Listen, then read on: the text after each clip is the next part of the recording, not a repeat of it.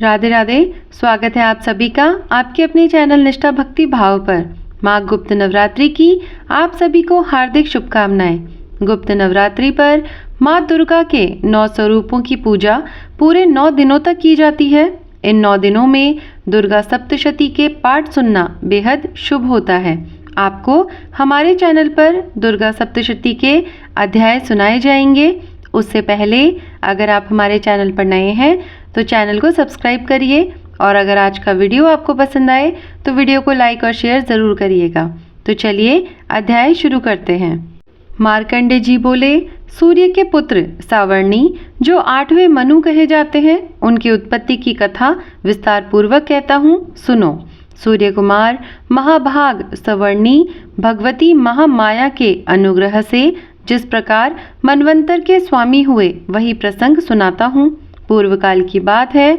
स्वारोचेश मनवंतर में सुरथ नाम के एक राजा थे जो चैत्र वंश में उत्पन्न हुए थे। उनका समस्त भूमंडल पर अधिकार था। वे प्रजा का अपने औरस पुत्रों की भांति धर्मपूर्वक पालन करते थे। तो भी उस समय कोला विध्वंसी नाम के क्षत्रिय उनके शत्रु हो गए। राजा सुरथ की दंड नीति बड़ी प्रबल थी। उनका शत्रुओं के साथ संग्राम हुआ। यद्यपि कोला विध्वंसी संख्या में कम थे तो भी राजा सुरथ युद्ध में उनसे परास्त हो गए। तब वे युद्ध भूमि से अपने नगर को लौट आए और केवल अपने देश के राजा होकर रहने लगे। समूची पृथ्वी से अब उनका अधिकार जाता रहा, किंतु वहां भी उन प्रबल शत्रुओं ने उस समय महाभाग राजा सुरथ पर आक्रमण कर दिया।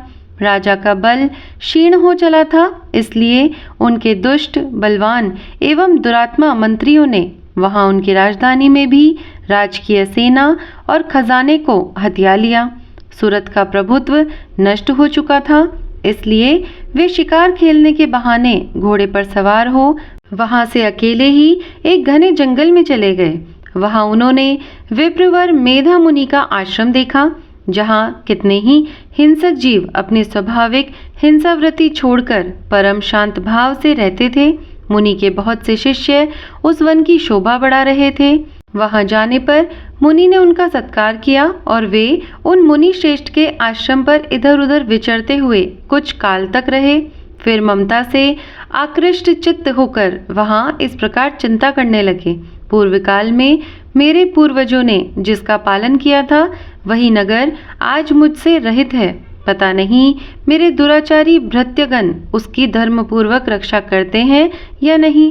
जो सदा मद की वर्षा करने वाला और शूरवीर था, वह मेरा प्रधान हाथी अब शत्रुओं के अधीन होकर न जाने कितने भोगों को भोगता होगा।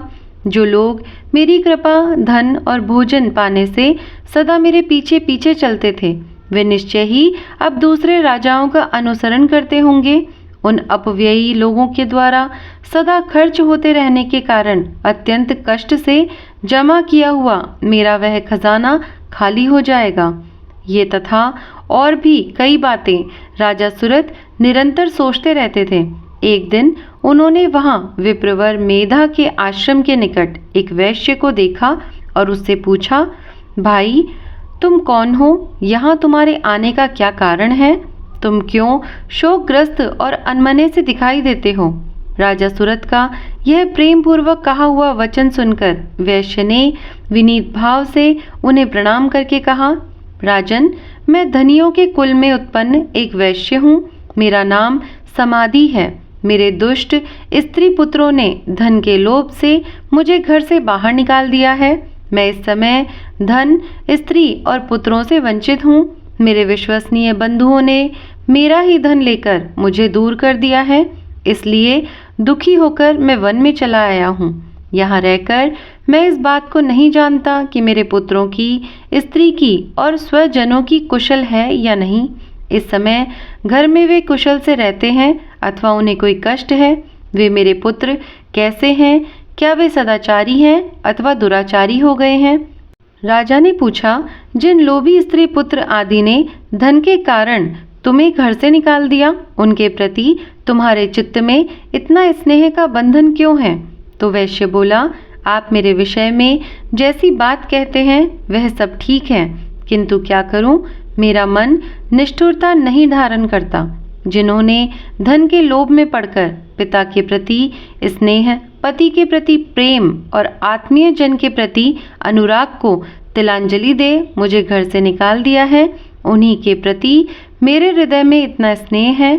महामते, गुणहीन बंधुओं के प्रति भी जो मेरा चित्त इस प्रकार प्रेम मग्न हो रहा है, यह क्या है, इस बात को मैं जानकर भी नहीं जान पाता। उनके लिए मैं लंबी सांसें ले रहा हूँ और मेरा हृदय अत्यंत दुखित हो रहा है। उन लोगों में प्रेम का सर्वथा अभाव है, तो भी उनके प्रति जो मेरा मन निष्ठुर नहीं हो पाता, उसके लिए मैं क्या करूं?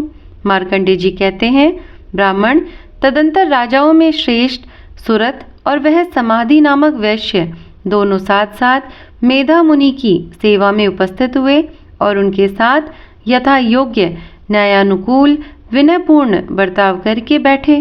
तत्पश्चात वैश्य और राजा ने कुछ वार्तालाप आरंभ किया। राजा ने कहा, भगवान, मैं आपसे एक बात पूछना चाहता हूँ, उसे बताइए। मेरा चित्त अपने अधीन न होने के कारण वह बात मेरे मन को बहुत दुख देती है। जो राज्य मेरे हाथ से चला गया है, उसमें और उसके संपूर्ण अंगों में मेरी ममता बसी हुई है। मुनिश्रेष्ठ, यह जानते हुए भी कि अब वह मेरा नहीं है, अज्ञानी की भांति मुझे उसके लिए दुख होता है। यह क्या है? इधर यह वैश्य भी घर से अपमानित होकर आया है, इसके पुत्र, स्त्री और भृत्यों ने इसे छोड़ दिया है, स्वजनों ने भी इसका परित्याग कर दिया है, तो भी यह उनके प्रति अत्यंत हार्दिक स्नेह रखता है। इस प्रकार यह तथा मैं दोनों ही बहुत दुखी हैं। जिसमें प्रत्यक्ष दोष देखा गया है, उस विषय के लिए भी हमारे मन में ममता जनित आकर्षण पैदा हो रहा है। महाभाग, हम दोनों समझदार हैं, तो भी हमें जो मोह पैदा हुआ है, यह क्या है? विवेक शून्य पुरुष की भांति मुझ में और इसमें भी यह मूढ़ता प्रत्यक्ष दिखाई देती है। ऋषि बोले, महाभाग, विषय मार्ग का ज्ञान सब जीवों को है। इस प्रकार विषय भी सबके लिए अलग अलग है। कुछ प्राणी दिन में नहीं दिखते और दूसरे रात में नहीं देखते, तथा कुछ जीव ऐसे हैं जो दिन और रात्रि में भी बराबर ही देखते हैं। यह ठीक है कि मनुष्य समझदार होते हैं, किंतु केवल वे ही ऐसे नहीं होते। पशु, पक्षी और मृग आदि सभी प्राणी समझदार होते हैं। मनुष्यों की समझ भी वैसी ही होती है जैसी उस मृग और पक्षियों की होती है, तथा जैसी मनुष्यों की होती है वैसी ही उन मृग, पक्षी आदि की होती है। यह तथा अन्य बातें भी प्राय दोनों में समान ही है। समझ होने पर भी इन पक्षियों को तो देखो, ये स्वयं भूख से पीड़ित होते हुए भी मोहवश बच्चों की चोंच में कितने चाव से अन्न के दाने डाल रहे हैं। नरश्रेष्ठ, क्या तुम नहीं देखते कि ये मनुष्य समझदार होते हुए भी लोभवश अपने किए हुए उपकार का बदला पाने के लिए पुत्रों की अभिलाषा करते हैं? यद्यपि उन सब में समझ की कमी नहीं है, तथापि वे संसार की स्थिति, जन्म मरण की परंपरा बनाए रखने वाले भगवती महामाया के प्रभाव द्वारा ममतामय भंवर से युक्त मोह के गहरे गर्त में गिराए गए हैं। इसलिए इसमें आश्चर्य नहीं करना चाहिए। जगदीश्वर भगवान विष्णु की योग निद्रा रूप जो भगवती माया है, उन्हीं से यह जगत मोहित हो रहा है। वे भगवती महामाया देवी ज्ञानियों के भी चित्त को बलपूर्वक खींचकर मोह में डाल देती है। वे ही इस संपूर्ण चराचर जगत की सृष्टि करती है, तथा वे ही प्रसन्न होने पर मनुष्यों को मुक्ति के लिए वरदान देती है। वे ही पराविद्या, संसार बंधन और मोक्ष की हेतुभूता सनातनी देवी और संपूर्ण ईश्वरों की भी अधीश्वरी है। राजा ने पूछा, भगवान, जिन्हें आप महामाया कहते हैं, वे देवी कौन है? ब्राह्मण, उनका आविर्भाव कैसे हुआ तथा उनके चरित्र कौन कौन हैं? ब्रह्मवेताओं में श्रेष्ठ महर्षि उन देवी का जैसा प्रभाव हो, जैसा स्वरूप हो और जिस प्रकार प्रादुर्भाव हुआ हो, वह सब मैं आपके मुख से सुनना चाहता हूँ। ऋषि बोले, राजन, वास्तव में तो वे देवी नित्य स्वरूपा ही हैं। संपूर्ण जगत उन्हीं का रूप है तथा उन्होंने समस्त विश्व को व्याप्त कर रखा है। तथापि उनका प्राकट्य अनेक प्रकार से होता है, वह मुझसे सुनो। यद्यपि वे नित्य और अजन्मा है, तथापि यह देवताओं का कार्य सिद्ध करने के लिए प्रकट होती है। उस समय लोक में उत्पन्न हुई कहलाती है। कल्प के अंत में जब संपूर्ण जगत एकार्णव में निमग्न हो रहा था और सबके प्रभु भगवान विष्णु शेषनाग की शैया बिछाकर योग निद्रा का आश्रय ले सो रहे थे, उस समय उनके कानों के मैल से दो भयंकर असुर उत्पन्न हुए, जो मधु और कैटब के नाम से विख्यात थे। वे दोनों ब्रह्मा जी का वध करने को तैयार हो गए। भगवान विष्णु के नाभि कमल में विराजमान प्रजापति ब्रह्मा जी ने जब उन दोनों भयानक असुरों को अपने पास आया और भगवान को सोया हुआ देखा, तब एकाग्रचित्त होकर उन्होंने भगवान विष्णु को जगाने के लिए उनके नेत्रों में निवास करने वाली योग निद्रा का स्तवन आरंभ किया, जो इस विश्व की अधीश्वरी, जगत को धारण करने वाली, संसार का पालन और संहार करने वाली तथा तेज स्वरूप भगवान विष्णु की अनुपम शक्ति है। उन्हीं भगवती निद्रा देवी की भगवान ब्रह्मा स्तुति करने लगे। ब्रह्मा जी ने कहा, देवी तुम ही स्वाहा, तुम ही स्वधा और तुम ही वष्टकार हो। स्वर भी तुम्हारे ही स्वरूप है। तुम ही जीवनदायिनी सुधा हो। नित्य अक्षर प्रणव में अकार, उकार, मकार इन तीन मात्राओं के रूप में तुम ही स्थित हो तथा इन तीन मात्राओं के अतिरिक्त जो बिंदु रूपा नित्य अर्ध मात्र है, जिसका विशेष रूप से उच्चारण नहीं किया जा सकता, वह भी तुम ही हो। देवी तुम ही संध्या, सावित्री तथा परम जननी हो। देवी तुम ही इस विश्व ब्रह्मांड को धारण करती हो। तुमसे ही इस जगत की सृष्टि होती है, तुम ही से इसका पालन होता है और सदा तुम ही कल्प के अंत में सबको अपना ग्रास बना लेती हो। जगन्मयी देवी, इस जगत की उत्पत्ति के समय तुम षष्ठी रूपा हो, पालन काल में स्थित रूपा हो तथा कल्पांत के समय संहार रूप धारण करने वाली हो। तुम ही महाविद्या, महामाया, महामेधा, महास्मृति, महामोह रूपा, महादेवी और महासुरी हो। तुम ही तीनों गुणों को उत्पन्न करने वाली सबकी प्रकृति हो। भयंकर कालरात्रि, महारात्रि और मोहरात्रि भी तुम ही हो। तुम ही श्री, तुम ही ईश्वरी, तुम ही री और तुम ही बोध स्वरूपा बुद्धि हो। लज्जा, पुष्टि, तुष्टि, शांति और क्षमा भी तुम ही हो। तुम खड्ग धारिणी, शूल धारिणी, घोर रूपा तथा गदा, चक्र, शंख और धनुष धारण करने वाली हो। बाण, भुषुंडी और परिध ये भी तुम्हारे अस्त्र हैं। तुम सौम्य और सौम्यतर हो। इतना ही नहीं, जितने भी सौम्य एवं सुंदर पदार्थ है, उन सब की अपेक्षा तुम अत्यधिक सुंदरी हो। पर और अपर सबसे परे रहने वाली परमेश्वरी तुम ही हो। सर्वस्वरूपी देवी, कहीं भी सत असत रूप जो कुछ वस्तुएं हैं, उन सब की जो शक्ति है वह तुम ही हो। ऐसी अवस्था में तुम्हारी स्तुति क्या हो सकती है? जो इस जगत की सृष्टि, पालन और संहार करते हैं, उन भगवान को भी जब तुमने निद्रा के अधीन कर दिया है, तब तुम्हारी स्तुति करने में यहाँ कौन समर्थ हो सकता है? मुझको, भगवान शंकर को तथा भगवान विष्णु को भी तुमने ही शरीर धारण कराया है, अतः तुम्हारी स्तुति करने की शक्ति किसमें है? देवी, तुम जो अपने इन उदार प्रभावों से ही प्रशंसित हो, ये जो दोनों असुर मधु और कैटब हैं, इनको मोह में डाल दो और जगदीश्वर भगवान विष्णु को शीघ्र ही जगा दो। साथ ही इनके भीतर इन दोनों महान असुरों को मार डालने की बुद्धि उत्पन्न कर दो। ऋषि कहते हैं, राजन, जब ब्रह्मा जी ने वहां मधु और कैटब को मारने के उद्देश्य से भगवान विष्णु को जगाने के लिए तमोगुण की अधिष्ठात्री देवी योग निद्रा की इस प्रकार स्तुति की, तब वे भगवान के नेत्र, मुख, नासिका, बाहु, हृदय और वक्षस्थल से निकलकर अव्यक्त जन्मा ब्रह्मा जी की दृष्टि के समक्ष खड़ी हो गई। योग निद्रा से मुक्त होने पर जगत के स्वामी भगवान जनार्दन उस एकार्णव के जल में शेषनाग की शैया से जाग उठे। फिर उन्होंने उन दोनों असुरों को देखा। वे दुरात्मा मधु और कैटब अत्यंत बलवान तथा पराक्रमी थे और क्रोध से लाल आंखें किए ब्रह्मा जी को खा जाने के लिए उद्योग कर रहे थे। तब भगवान श्री हरि ने उठकर उन दोनों के साथ 5000 वर्षों तक केवल बाहु युद्ध किया।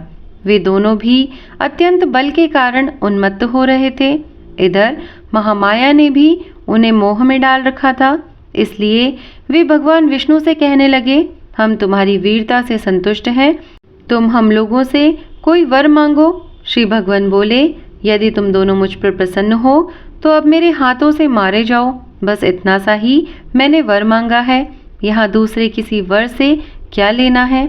ऋषि कहते हैं, इस प्रकार धोखे में आ जाने पर जब उन्होंने संपूर्ण जगत में जल ही जल देखा, तब कमल नयन भगवान से कहा, जहाँ पृथ्वी जल में डूबी हुई ना हो, जहाँ सूखा स्थान हो, वहीं हमारा वध करो।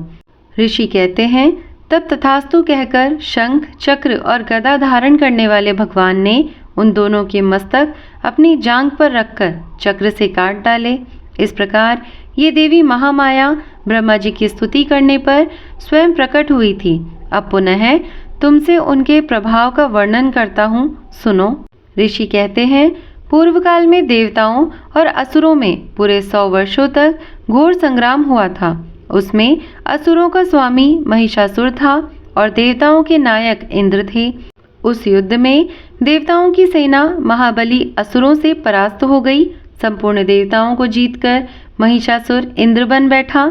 तब पराजित देवता प्रजापति ब्रह्मा जी को आगे करके उस स्थान पर गए जहां भगवान शंकर और विष्णु विराजमान थे। देवताओं ने महिषासुर के पराक्रम तथा अपनी पराजय का यथावत वृतांत उन दोनों देवेश्वरों से विस्तार पूर्वक कह सुनाया। वे बोले, भगवान, महिषासुर सूर्य, इंद्र, अग्नि, वायु, चंद्रमा, यम, वरुण तथा अन्य देवताओं के भी अधिकार छीनकर स्वयं ही सबका अधिष्ठाता बना बैठा है। उस दुरात्मा महिष ने समस्त देवताओं को स्वर्ग से निकाल दिया है। अब वे मनुष्यों की भांति पृथ्वी पर विचरते हैं। दैत्यों की यह सारी करतूत हमने आप लोगों से कह सुनाई। अब हम आपकी ही शरण में आए हैं, उसके वध का कोई उपाय सोचिए। इस प्रकार देवताओं के वचन सुनकर भगवान विष्णु और शिव ने दैत्यों पर बड़ा क्रोध किया। उनकी भौहें तन गई और मुंह टेढ़ा हो गया। तब अत्यंत कोप में भरे हुए चक्रपाणी श्री विष्णु के मुख से एक महान तेज प्रकट हुआ। इस प्रकार ब्रह्मा, शंकर तथा इंद्र आदि अन्य अन्य देवताओं के शरीर से भी बड़ा भारी तेज निकला। वह सब मिलकर एक हो गया। महान तेज का वह पुंज जाज्वल्यमान पर्वत सा जान पड़ा। देवताओं ने देखा, वहां उसकी ज्वालाएं संपूर्ण दिशाओं में व्याप्त हो रही थी। संपूर्ण देवताओं के शरीर से प्रकट हुए उस तेज की कहीं तुलना नहीं थी। एकत्रित होने पर वह एक नारी के रूप में परिणत हो गया और अपने प्रकाश से तीनों लोकों में व्याप्त जान पड़ा। भगवान शंकर का जो तेज था, उससे उस देवी का मुख प्रकट हुआ। यमराज के तेज से उसके सिर में बाल निकल आए। श्री विष्णु भगवान के तेज से उसकी भुजाएं उत्पन्न हुई। चंद्रमा के तेज से दोनों स्तनों और इंद्र के तेज से मध्य भाग कटी प्रदेश का प्रादुर्भाव हुआ। वरुण के तेज से जंघा और पिंडली तथा पृथ्वी के तेज से नितंब भाग प्रकट हुआ। ब्रह्मा के तेज से दोनों चरण और सूर्य के तेज से उनकी उंगलियां हुई। वसुओं के तेज से हाथों की उंगलियां और कुबेर के तेज से नासिका प्रकट हुई। उस देवी के दांत प्रजापति के तेज से और तीनों नेत्र अग्नि के तेज से प्रकट हुए। उसकी भौहें संध्या के और कान वायु के तेज से उत्पन्न हुए थे। इस प्रकार अन्य अन्य देवताओं के भी तेज से उस कल्याणमयी देवी का आविर्भाव हुआ। तो यह था आज का अध्याय। आगे की कथा अगले अध्याय में आपको सुनने को मिलेगी। उम्मीद है आज का ये अध्याय और ये वीडियो आपको पसंद आया होगा। वीडियो अगर अच्छा लगा हो तो वीडियो को लाइक और शेयर करिएगा, और अगर आप हमारे चैनल पर नए हैं तो चैनल को सब्सक्राइब करिएगा। मैं मिलती हूँ आपसे फिर ऐसे ही किसी वीडियो के साथ में। तब तक के लिए धन्यवाद। राधे राधे।